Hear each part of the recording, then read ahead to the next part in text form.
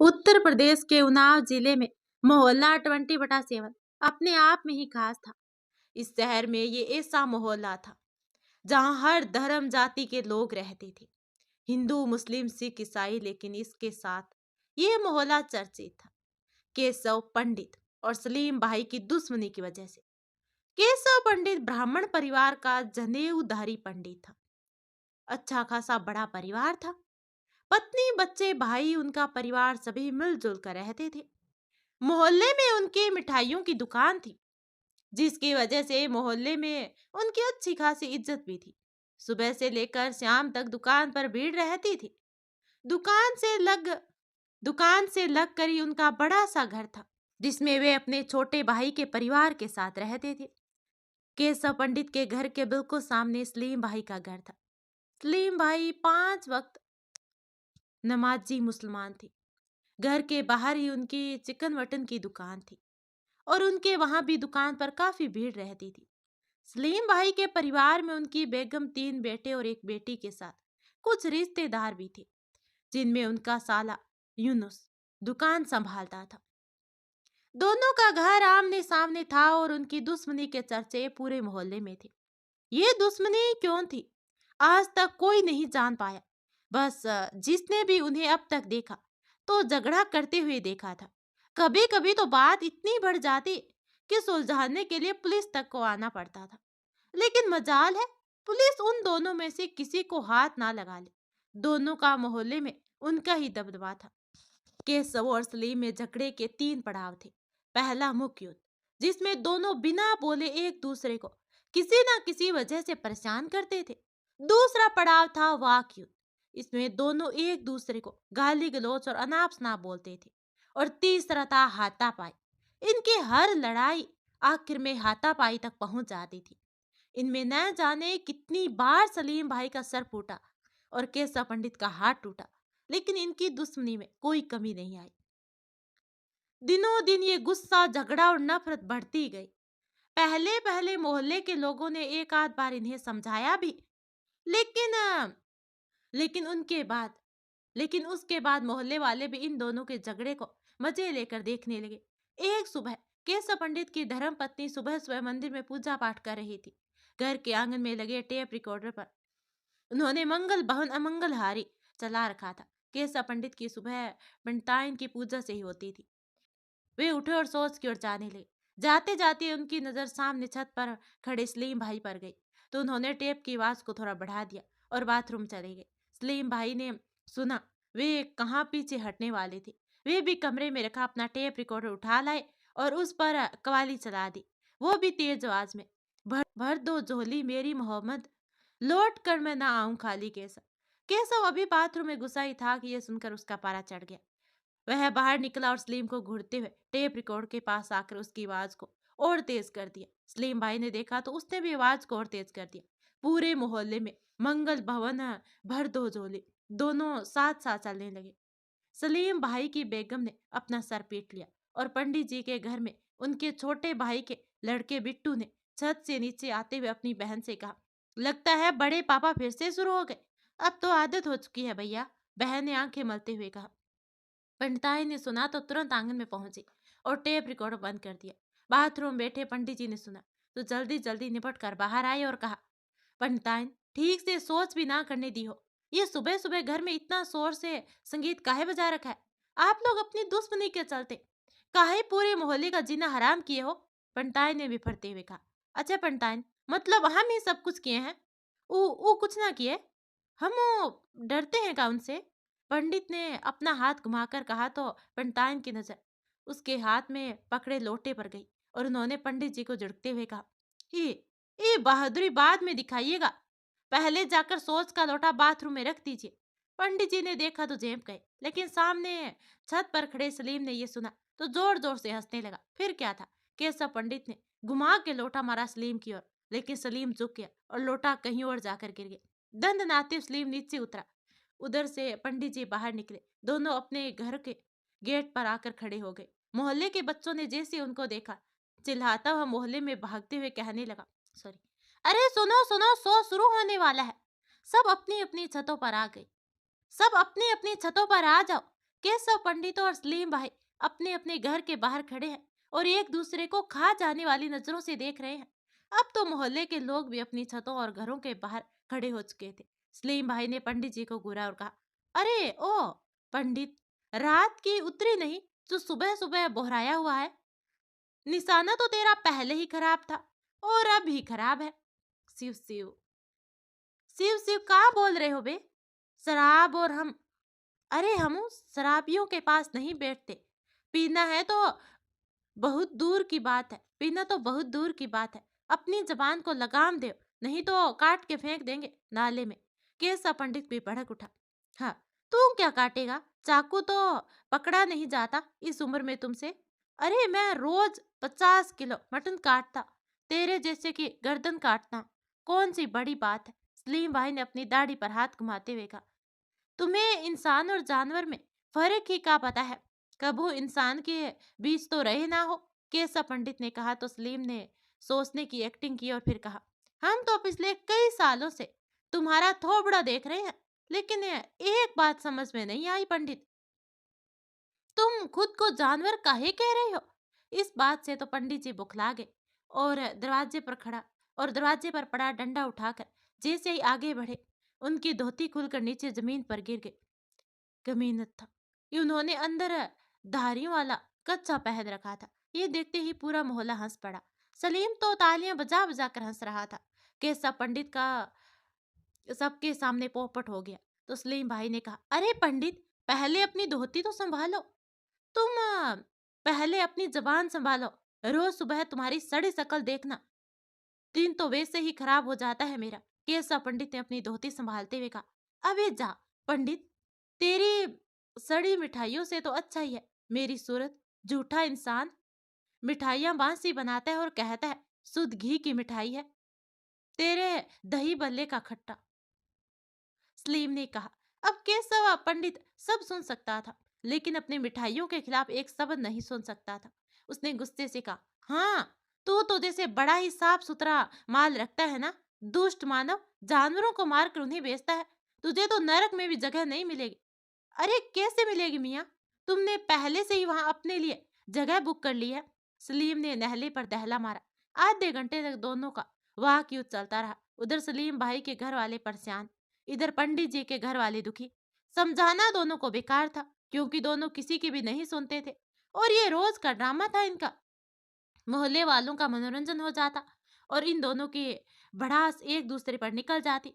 अभी उनका गाली गलौज चल ही रहा था कि पंडिताइन बाहर निकल कर आई और पंडित जी से कहा, पंडित जी, सवेरे सवेरे क्या है ये सब?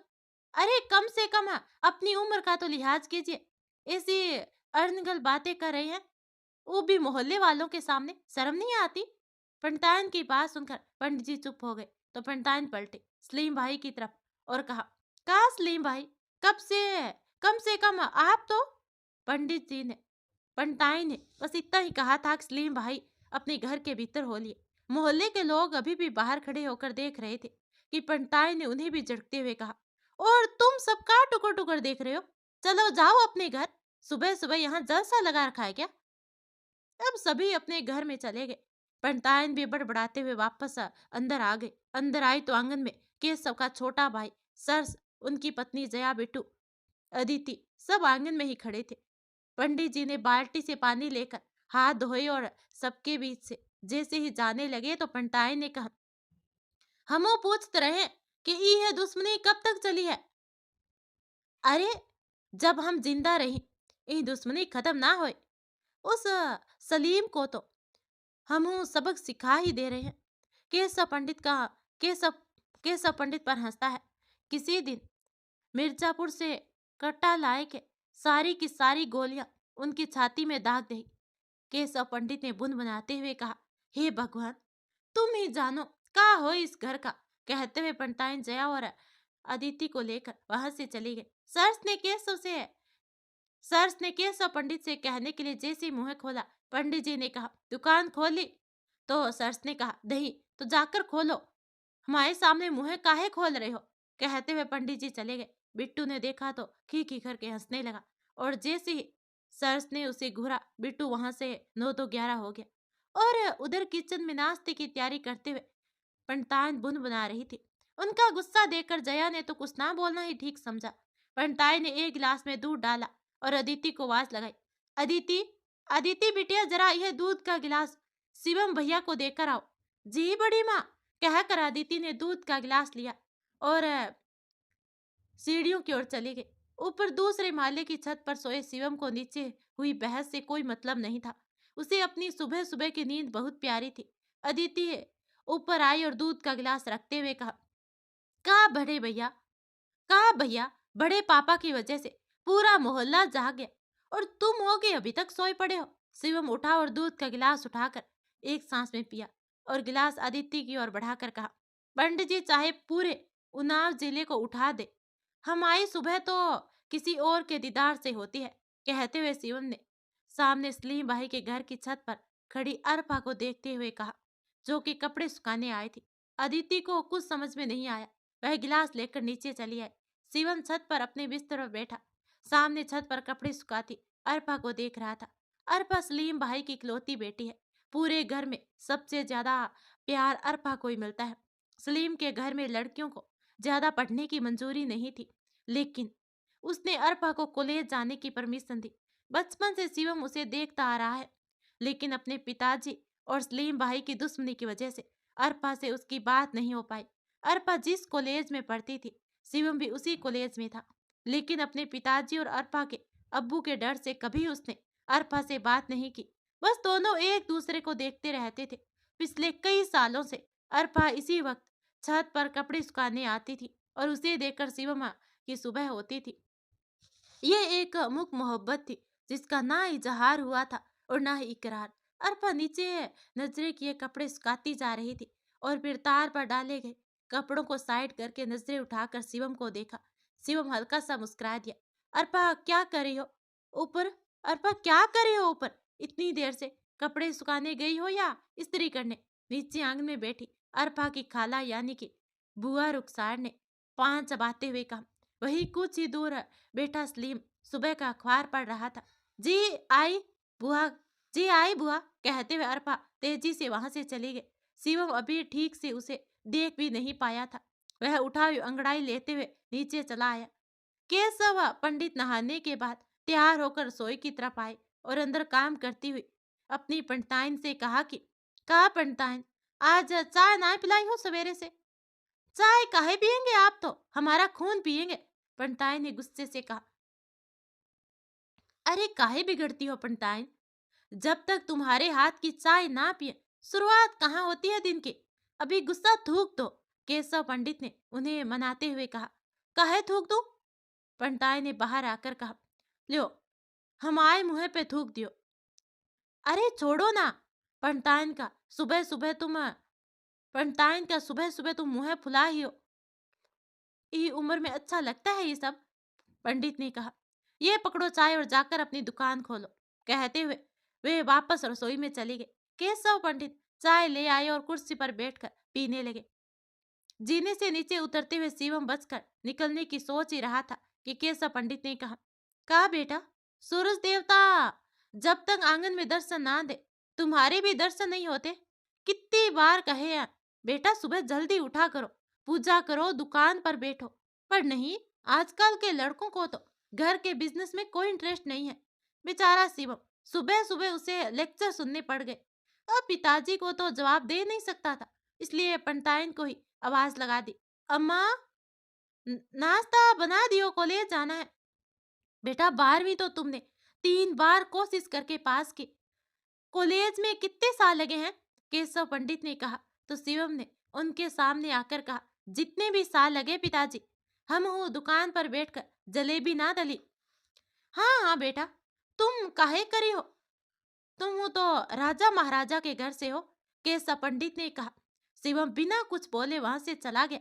तैयार होकर आया और नाश्ता करके अपनी किताब उठाकर वहां से निकल गया। बाहर आकर उसने किताब को बाइक में फंसाया और बैठकर आंखों पर चश्मा लगा लिया। पूरा मोहल्ला उसे शिवम के नाम से कम और पंडित जी के लड़के के नाम से ज्यादा जानता था। शिवम ने बाइक स्टार्ट की ही थी कि बिट्टू पीछे आकर बैठ गया और कहा, अरे भैया कॉलेज जा रहे हो तो हमें भी रास्ते में छोड़ देने का। कंप्यूटर क्लास के लिए फॉर्म भरना है। छोटे पंडित जी मान गए तुम्हारी कंप्यूटर क्लास के लिए। शिवम ने बाइक आगे बढ़ाकर कहा, काहे नहीं मानेंगे? तुम्हारे पिताजी की तरह थोड़े हैं कि कुछ सुने ही ना। बिट्टू ने मुंह बनाकर कहा। शिव ने बाइक रोकी और बिट्टू को उतरने को कहा। क्या बात है, बाइक बंद पड़ गई है क्या, या टंकी खाली है? बिट्टू ने कहा। ऐसा है बेटा, हमारे पिताजी से हम चाहे जितना झीलें, कोनो दूसरा बोले तो बर्दाश्त नहीं है। पैदल आ जाना, कहकर शिवम बाइक लेकर चला गया और बेचारा बिट्टू पैदल ही चल पड़ा। शिवम कॉलेज पहुंचा। क्लास में आते ही नजर फर्स्ट बेंच पर बैठी अरफा पर चली गई। काले बुरके में ढकी अरफा की बस आंखें नजर आ रही थी। शिवम की नजरें उससे मिली और वह 3 लाइन छोड़कर पीछे बैठ गया। टीचर्स आए और पढ़ा कर चले गए।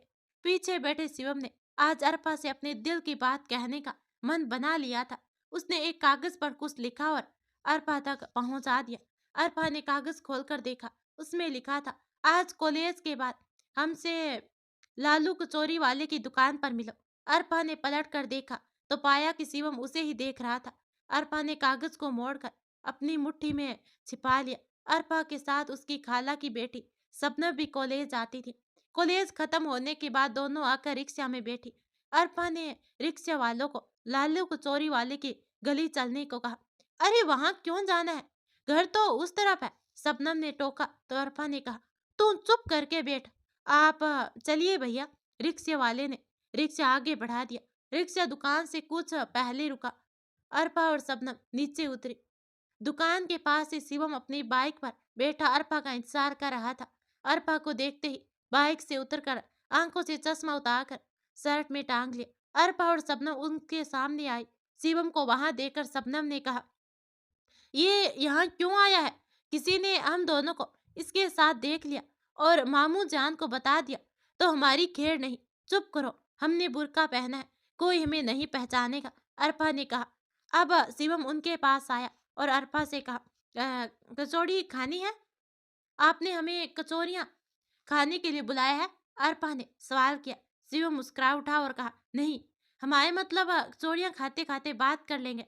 अरफा ने कुछ नहीं कहा तो शिवम ने 3 स्पेशल प्लेट लगाने को कहा और दोनों के साथ साइड में आकर खड़ा हो गया। शिवम बोलना तो बहुत चाहता था लेकिन शुरू कहाँ से करे, उसे उलझन में देखकर अरफा ने कहा, तो क्यों बुलाया हमें यहाँ? ओ, हम कहना चाहते थे कि मतलब हम वो तुम्हें पसंद करते हैं। मतलब इतना कि आज तक तुम्हारे अलावा मोहल्ले की किसी लड़की को नहीं देखे। बहुत बार बात करने की कोशिश किए पर हिम्मत नहीं कर पाए। तुम तो जानती हो हमारे घर की दुश्मनी, लेकिन क्या करें, दिल दुश्मनी थोड़ी न समझता है। वो तो जिस पे आना होता है आ जाता है। हर सुबह हम तुम्हारे छत पर आने का इंतजार करते हैं ना जाने कितने सालों से। बस वो एक झलक काफी है तुम्हें हमारे लिए। आज हिम्मत करके तुमसे ये सब कह रहे हैं। शिवम ने कहा तो अरफा खामोश रही तो उसे टेंशन होने लगी। तो उसने कहा, देखो कोई जल्दबाजी नहीं है, तुम अपना फैसला कभी भी बता सकती हो। अगर तुमने ना भी कहा तो तुम्हारा पीछा नहीं करेंगे, बल्कि एक अच्छे प्रेमी की तरह दूर हो जाएंगे। आपको क्या लगता है हम रोज छत पर सिर्फ कपड़े सुखाने आते हैं? अरफा ने उलझन भरी बात कही। मतलब? शिवम ने कहा, मतलब ये है कि कपड़ों की आड़ में आपको देखने आते हैं। अब्बू और आपके पिताजी की दुश्मनी की वजह से आपसे बात तो नहीं कर सकती थी, लेकिन इसलिए आपको एक नजर देखने के लिए चले आते हैं। कपड़े सुखाने के बहाने बचपन से आपको देखते आ रहे हैं और आपके अलावा किसी और को देखने की इंशाल्लाह कभी जरूरत नहीं पड़ी। अरफा ने कहा। शिवम का दिल खुशी से नाचने लगा। अरफा ने साफ साफ तो नहीं कहा, लेकिन अपनी ओर से शिवम को हरी झंडी दिखा दी। अब शिवम अरफा के सामने अपनी मोहब्बत का इजहार कर चुका था और अरफा ने भी कह दिया था कि वह भी उसे पसंद करती है। शिवम की खुशी का कोई ठिकाना नहीं रहा था। दुकान पर काम करने वाला लड़का 3 प्लेट कचौड़ियां देकर चला गया। अब तक शिवम ने अरफा से दूर से ही देखा था, कभी नजदीक से देखने का मौका ही नहीं मिला। अरफा ने जैसे अपना नकाब ऊपर किया, शिवम तो बस उसे देखता रह गया। शिवम को अपनी ओर देखता पाकर अरफा ने आंखों से इशारा किया। शिवम ने मुस्कुराकर गर्दन ना में हिला दी। और उधर शबनम उन दोनों को साथ देकर मन ही मन घबरा रही थी और बार बार अरफा से चलने की इशारा कर रही थी। जल्दी जल्दी खाकर अरफा ने शिवम से कहा, अच्छा तो हम चलते हैं, दोबारा कब मिलेंगे? हमको ना तुमसे बहुत सारी बातें करनी है। शिवम ने कहा, अपना फोन दो। अरफा ने कहा तो शिवम ने अपना फोन उसकी ओर बढ़ा दिया। अरफा ने अपना नंबर शिवम को फोन में सेव करते हुए कहा, इसमें हमारा नंबर है, अब जब चाहे फोन कर सकते हैं। शिवम ने खुश होकर कहा। शिवम ने खुश होकर फोन जेब में रख लिया, सामने से आते रिक्शा को रोका और अरफा को बैठने का इशारा करते हुए कहा, वैसे चाहते तो थे कि हमारे साथ बाइक पर चलो, पर कोई नहीं, फिर कभी। अरफा शबनम को लेकर रिक्शे में जाकर बैठी और चली गई। शिवम आज बहुत खुश था। खुशी खुशी बाइक उठाकर वह भी घर के लिए निकल गया। कुछ देर की खामोशी के बाद शबनम ने कहा, बाजी, ये आपने क्या किया? मामू जान को पता चला आप पंडित जी के लड़के से मिली तो हम दोनों की खाल खिंचवा देंगे। जानती हो ना आप उन्हें? उन्हें कौन बताएगा? तुमने अगर बताया तो तुम्हारी खैर नहीं। अरफा ने सपनम को आंखें दिखाते हुए कहा, मैं तो नहीं कहूंगी, लेकिन कभी ना कभी तो पता चल ही जाना है। और तो और पंडित जी का लड़का है, वो जिससे मामू जान का 36 का आंकड़ा है, जानती हो ना? सपनम ने अरफा को सलीम और केशव की दुश्मनी याद दिलाते हुए कहा, जानते हैं लेकिन दिल, जानते हैं लेकिन दिल इन सब ये सब बातें नहीं मानता। हम बचपन से शिवम को पसंद करते हैं, आज उसने खुद सामने से इजहार किया तो हम कैसे मना कर देते? अब तो तय है सबो, हमारा निकाह अगर किसी से होगा तो वो शिवम से, वरना किसी से भी नहीं। अरफा ने कहा। बेचारी शबनम, उसे तो सोचकर ही डर लग रहा था। अब दोनों घर पहुंचे और सबको सलाम कर अपने कमरे में चली गई। शबनम अरफा के साथ ही रहती थी। रात के खाने के बाद अरफा सबसे छुपते छुपाते छत पर चली गई और पंडित जी के घर की ओर नजरें दौड़ा दी। शिवम नीचे आंगन में था। अरफा को देखते ही वह दौड़कर ऊपर चला आया और उसका नंबर डायल किया। अरफा ने तुरंत फोन उठा लिया तो शिवम ने कहा, अरे वाह, लगता है हमारे फोन का इंतजार कर रही थी। ऐसा भी कुछ नहीं है, बस चेक कर रहे थे कि नंबर सही है या नहीं, शबनम ने कहा। तो उनके बाद बात शुरू हो गई, दोनों में कभी ना खत्म होने वाली बातें। अरपा और शिवम के प्यार की खुशबू भला कब तक बंद रहती। दोनों अब घर वालों से छुपकर मिलने जुलने लगे थे। दिन भर मैसेज फोन में बात कर होती रहती थी। शिवम भी बिट्टू और आदित्य से ना झगड़े करता था और ना ही पंडित जी से बहस, बस दिन भर अपने फोन में ही लगा रहता था। सलीम भाई और केशव पंडित के झगड़ों में कोई सुधार नहीं। इनकी दुश्मनी जितनी गहरी होती जा रही थी, उधर अरपा और शिवम का प्यार परवान चढ़ता जा रहा था। एक शाम शिवम ने जिद करके अरपा को मिलने बुला लिया और अरपा आज पहली बार अकेले ही चली आई। इतना भरोसा तो हो चुका था उसे शिवम पर। कुछ देर दोनों बैठे बातें कर रहे थे और फिर अरपा बड़े प्यार से शिवम के चेहरे को देखने लगी। अरपा को अपनी ओर देखता पाकर अ, उसने कहा, ऐसे काहे देख रही हो हमको? शिवम, आप बहुत अच्छे हो, हमारा बस चले ना तो हम जिंदगी भर आपको यूं ही देखते रहें। अरपा ने कहा, अच्छा ऐसी बात है, चलो फिर शादी कर लो, रहो हमारे साथ हमारे घर, फिर दिन रात देखती रहना हमें। शिवम ने कहा, शादी? घर में अगर किसी को पता भी चला हम आपसे मिलने आए हैं तो हंगामा हो जाएगा, आप जानते हैं ना, आपके पिताजी और मेरे अब्बू का झगड़ा। अरफा ने कहा, तो इसका मतलब हमारी शादी नहीं होगी? शिवम ने कहा, होगी ना, जरूर होगी, लेकिन पहले घर वालों को मनाना होगा। अरफा ने कहा, मतलब पहले प्यार के लिए पापड़ बेले, अब शादी के लिए कोई ना करेंगे, कुछ ना कुछ अब प्यार किए हैं तो निभाएंगे भी। शिवम ने कहा, अच्छा अब हम जाते हैं, अरफा ने उठते हुए कहा। तो शिवम ने अपना गाल उसके आगे कर दिया। तो अरफा ने कहा, शादी से पहले ये सब गाल पे ही तो करना है, कौन सा इंग्लिश वाले करने को बोले हैं? नहीं करना तो तुम्हारी मर्जी, कहते हुए शिवम ने जैसे ही साइड होना चाहा, अरफा ने उसके गाल पर किस करके कहा, बाय। अब अरफा चली गई। अगले दिन सुबह सुबह सलीम गुस्से से चिल्लाया, अरफा, अरफा बाहर आओ। आंगन में सलीम, सलीम की बीवी, सलीम का साला रुखसार, शबनम, अरफा के दोनों भाई, उनकी बीवी, सभी जमा थे। अरफा डरते हुए आंगन में आई। घर वालों के अलावा दुकान पर काम करने वाला नौकर वहां खड़ा था। अरफा को वहां देखते ही सलीम उसके गाल पर थप्पड़ मारकर कहा, बगैरत लड़की, शर्म नहीं आई? सरेआम एक लड़के को चूमते हुए, तुम्हें क्या लगता है मुझे कुछ पता नहीं चलेगा? नौकर के और हाथ करते हुए कहा कि इसने देखा है तुम्हें उस पंडित के लड़के के साथ।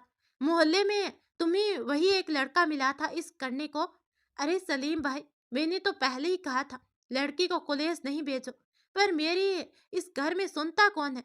रुखसार ने मुंह बनाकर कहा, आप चुप रहिए। जरूर उस लड़के ने इसे बहला फुसलाकर अपने जाल में फंसाया है। अरफा की अम्मी ने कहा, ऐसा कुछ नहीं हुआ है मम्मी, शिवम बहुत अच्छा लड़का है। अरफा ने अपने आंसू पोंछकर कहा, अच्छा हो बुरा हो मुझे कोई मतलब नहीं है। इस घर की होकर तू दुश्मन के घर में जाएगी। अपने अब्बू की इज्जत का जरा भी ख्याल नहीं है तुम्हें। कान खोलकर सुन लो अरफा, दुनिया में किसी भी लड़के से तुम्हारा निकाह पढ़ा दूंगा, लेकिन उस पंडित के लड़के से नहीं। आज से तुम्हारा कॉलेज जाना बंद।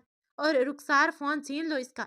बहुत हुआ लाड़ प्यार, सलीम भाई ने गुस्से से कहा और अपना छुरा निकालकर घर से बाहर जाने लगे। किसी में हिम्मत नहीं थी कि उनको रोके। सभी दरवाजे पर चले आए। सलीम गुस्से से लाल केशव पंडित के घर के सामने आया और चिल्लाया, अरे पंडित, अरे केशव पंडित, मुझसे नहीं जीत पाए तो अपने लड़के को आगे कर दिया। बाहर निकल, आज तेरे टुकड़े टुकड़े कर दूंगा मैं। बाहर निकल। केशव पंडित बाहर आया और कहा, का है बे दड़ियल, काहे इतना गला फाड़ रहे हो सुबह सुबह? का भूचाल आ गया है मोहल्ले में? भूचाल तो अब आएगा, जब तुझे तेरे लड़के के कारनामे पता चलेगा। मेरी बेटी को बहलाया है। सलीम भाई ने गुस्से से कहा, कौन शिवम? मोहल्ले की और लड़कियां का मर गई है जो तुम्हारी लड़की को पसंद करेगा? पंडित ने चढ़ाते हुए कहा, अगर ऐसा है ना तो जाकर पूछ अपने लड़के से, सारा सच पता चल जाएगा।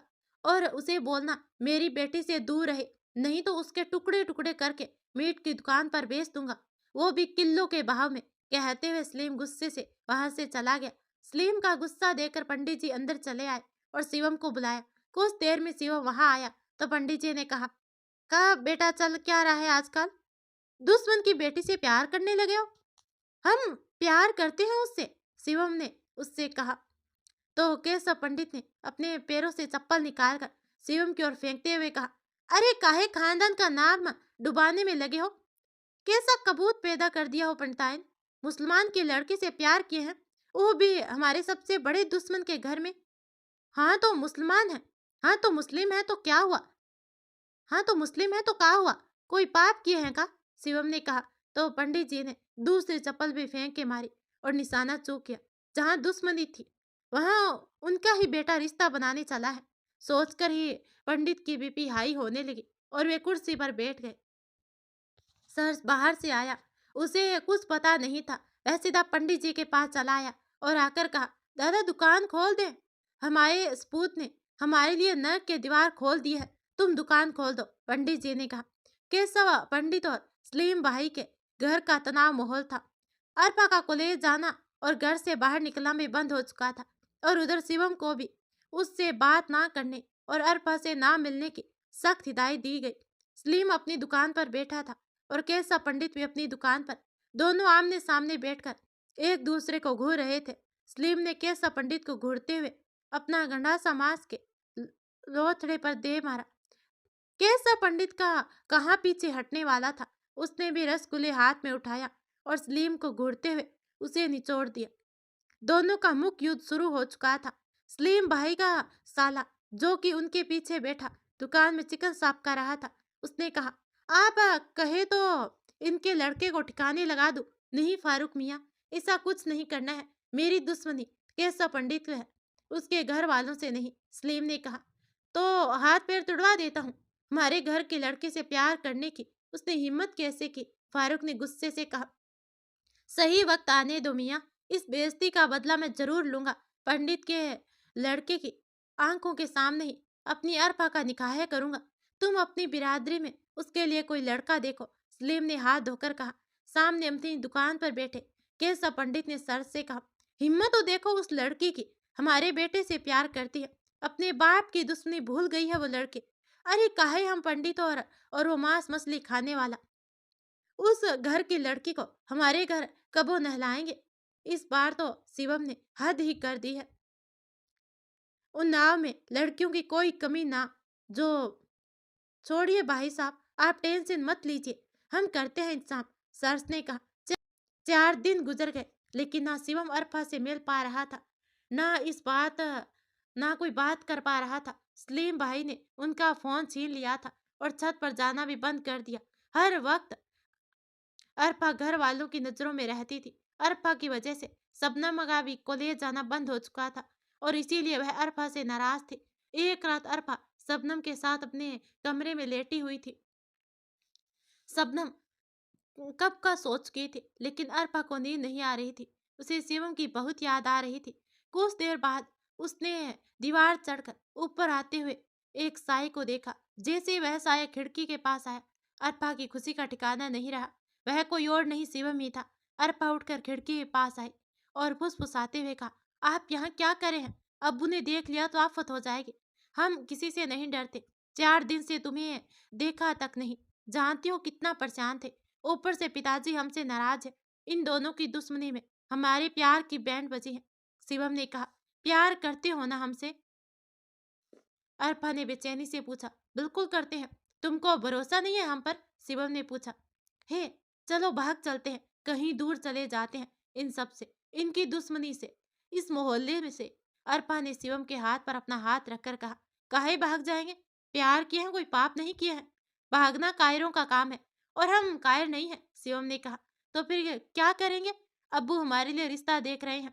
वो हमारा निकाह करके हमें यहाँ से बहुत दूर भेज देंगे और आप कुछ नहीं कर पाओगे, इसलिए कह रही हूँ शिवम भाग चलते हैं। अरफा ने उदास होकर कहा, अरे तुम चिंता मत करो, इनकी दुश्मनी की वजह से हमारा प्यार खत्म नहीं होगा। हम करते हैं कुछ ऐसे ऐसे अपने प्यार को किसी और का नहीं होने देंगे। शिवम ने अरपा के हाथ को अपने हाथ में लेकर कहा। अरपा को शिवम की आंखों में अपने लिए प्यार और प्रवाह नजर आ रही थी। शिवम जैसे ही वापस जाने लगा तो अरपा ने उसे रोककर कहा, Shivam I love you. Shivam उसके पास आया और अरपा के माथे को चूम लिया और अरपा को कान में कुछ बातें कही और फिर बोला, भरोसा रखो, हम सब सही कर देंगे। शिवम चला गया। अरपा भी खुशी खुशी आकर शबनम के बगल में लेट गई। अब आगे क्या होगा? क्या यह शादी कभी हो पाएगी? और आखिर शिवम ने अरपा के कान में क्या बात कही होगी? ये जानने के लिए कहानी का दूसरा पार्ट जरूर देखना। और वैसे सलीम का साला कल अरपा का रिश्ता लेके भी आने वाला है। उसका भी स्वागत करना है। कल आ जाना इसी टाइम पर। धन्यवाद।